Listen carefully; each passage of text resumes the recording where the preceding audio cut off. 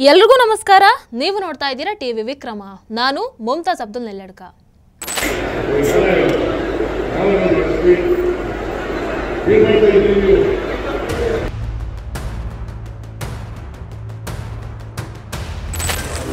ಹೇಳಿದಿಂದ ಹುಡುಗ ಆಸಕ್ತಿ ಕಾಣೋ ಹೋಗಿ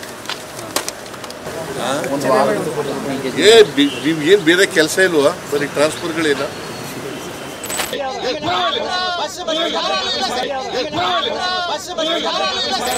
ಇವರೇ ನಮ್ಮ ಸಿಡುಕು ಮುಖ್ಯಮಂತ್ರಿ ಸಿದ್ದರಾಮಯ್ಯನವರು. IAS ಅಧಿಕಾರಿಗಳು ಅಂದ್ರೆ ಮರ್ಯಾದೆನೇ ಇಲ್ಲ. ಪಬ್ಲಿಕ್ನಲ್ಲೇ ಕಪಾಳಕ್ಕೆ ಹೊಡೆಯೋದಕ್ಕೆ ಹೋಗ್ತಾರೆ. ಸ್ವತಃ ಇವರದ್ದೇ ಪಕ್ಷದ MLAಗಳು ಕೂಡ ಅನುಭವಿಸಿರ್ತಾರೆ ಇದನ್ನ. ಅವರನ್ನು ತುಚ್ಛವಾಗಿ ಕಾಣ್ತಾರೆ. ಅದೇ ಪತ್ರಕರ್ತರು ಪ್ರಶ್ನೆಯನ್ನು ಮಾಡಿದ್ರೆ ನೀನ್ ಯಾರಯ್ಯ ಕೇಳೋಕೆ, BJPನ ನೀನು ಅಂತ ಸಿಟ್ಟು ಮಾಡ್ಕೊಳ್ತಾರೆ. ಅಲ್ಲ, ಇವ್ರು ಬಿಡಿ, ವೋಟ್ ಹಾಕಿದಂತಹ ಸಾಮಾನ್ಯ ಮಹಿಳೆಗೆ ಕೂತ್ಕೊಳ್ಳಮ್ಮ ನೀನು ಅಂತ ಅವರ ದುಪ್ಪಟ್ಟವನ್ನ ಎಳೆದು ಅಸಭ್ಯವಾಗಿ ವರ್ತಿಸ್ತಾರೆ ಅಂತ ಹೇಳಿದ್ರೆ ಇವರು ನಮ್ಮ ಕರ್ನಾಟಕ ರಾಜ್ಯದ ಸುಸಂಸ್ಕೃತ ಗೌರವಸ್ಥ ಮುಖ್ಯಮಂತ್ರಿಗಳು. ವೀಕ್ಷಕರೇ, ಕಳೆದ ಒಂದೆರಡು ದಿನದಿಂದ ನಾರಾಯಣ ಭರಮಣ್ಯ ಅವರ ಸುದ್ದಿ ನೋಡಿರ್ತೀರ ನೀವು.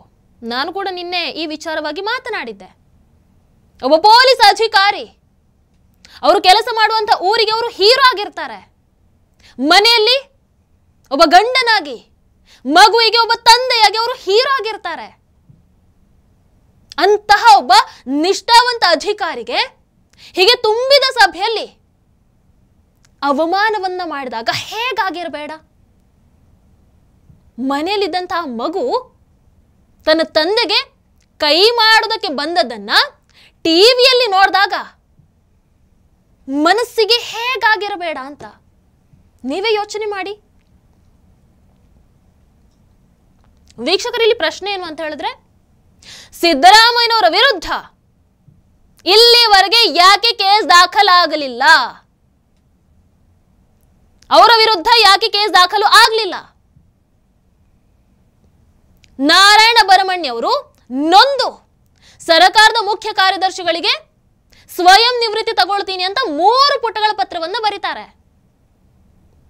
ನಿನ್ನೆ ನಾನು ಹೇಳಿದ್ದೀನಿ ಕೂಡ, ಅಲ್ಲಿ ಒಂದು ಸಾಲನ್ನು ನೀವು ಗಮನಿಸಬೇಕು. ಅವ್ರು ಇಡೀ ಇನ್ಸಿಡೆಂಟ್ ಅನ್ನು ಹೇಳ್ತಾ ಹೋಗ್ತಾರೆ. ಸಭೆಯಲ್ಲಿ ಕಪ್ಪು ಬಾವುಟವನ್ನ ಹಿಡಿದು ಪ್ರತಿಭಟಿಸ್ತಾ ಇದ್ರು. ಆಗ ಯಾರಯ್ಯ SP ಬಾ ಇಲ್ಲಿ ಅಂತ ಕರೀತಾರೆ. SP ಅಲ್ಲಿ ಇಲ್ಲದೆ ಇರೋ ಕಾರಣಕ್ಕೆ ನಾನು ಹೋದೆ. ನಾನು ಮುಖ್ಯಮಂತ್ರಿಗಳಿಗೆ ಗೌರವ ಸೂಚಕವಾಗಿ ಅತಿ ವಿನಮ್ರತೆಯಿಂದ ನಿಂತಿದ್ದೆ.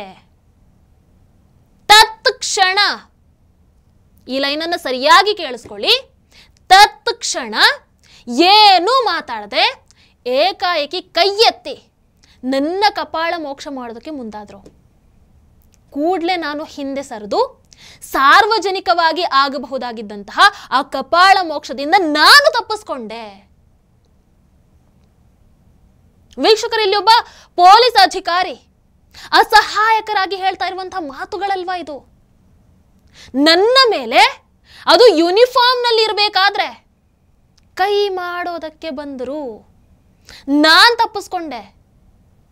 ಇಲ್ಲಾಂದ್ರೆ ಕಪಾಳಕ್ಕೆ ಏಟು ಬೀಳ್ತಾ ಇತ್ತು. ಮಿಸ್ಟರ್ ಪ್ರಿಯಾಂಕ್ ಖರ್ಗೆ ಅವರೇ, RSS ಸಂಸ್ಕೃತಿ ಅಂತ ಬಾಯ್ ಬಡ್ಕೊಳ್ತಾ ಇರ್ತೀರಲ್ವಾ? ಯಾವ ಸಂಸ್ಕೃತಿ ಇದು? ಸಂವಿಧಾನದ ಯಾವ ಪುಟದಲ್ಲಿ ಮುಖ್ಯಮಂತ್ರಿಗಳು ತಮ್ಮ ಅಧಿಕಾರಿಗಳಿಗೆ, ಯೂನಿಫಾರ್ಮ್ ನಲ್ಲಿರುವಂತಹ ಅಧಿಕಾರಿಗಳಿಗೆ ಹೊಡಿಬಹುದು ಅಂತ ಎಲ್ಲಿ ಬರೆದಿದೆ? ಸ್ವಲ್ಪ ಬಾಯಿ ಬಿಟ್ಟು ಹೇಳಬಹುದಾ ಸರ್? ಇದೆಲ್ಲ ನಿಮ್ಮ ಕಣ್ಣಿಗೆ ಕಾಣಿಸಲ್ಲಲ್ವಾ? ಇಲ್ಲಿ ಸಂವಿಧಾನ ಎಲ್ಲ ಎಲ್ಲಿಗೆ ಬರುತ್ತೆ? ಬರಲ್ಲ. ನಾನು ಓದ್ತೀನಿ.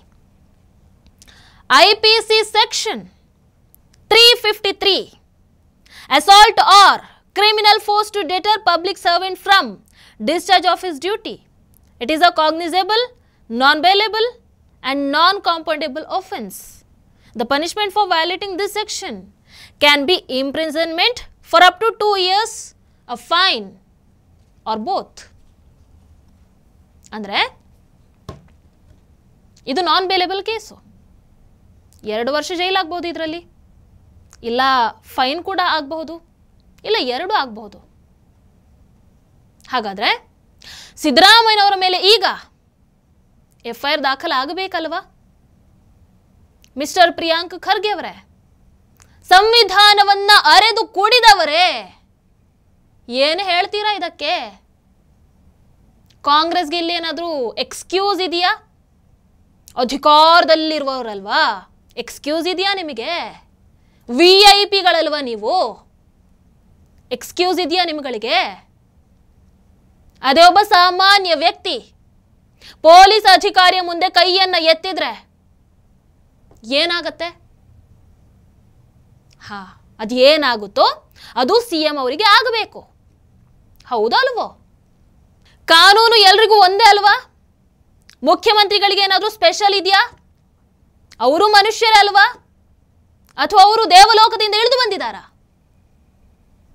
ಈಗ ಸಿದ್ದರಾಮಯ್ಯನವರ ಮೇಲೆ ಕೇಸ ಆಗಿಲ್ಲ ಅಥವಾ ಅವರು ಕ್ಷಮೆಯನ್ನ ಕೇಳಲಿಲ್ಲ ಅಂತ ಅಂದ್ರೆ ರಾಜ್ಯದ ಜನರಿಗೆ ತಪ್ಪು ಸಂದೇಶ ರವಾನೆ ಆಗಲ್ವಾ?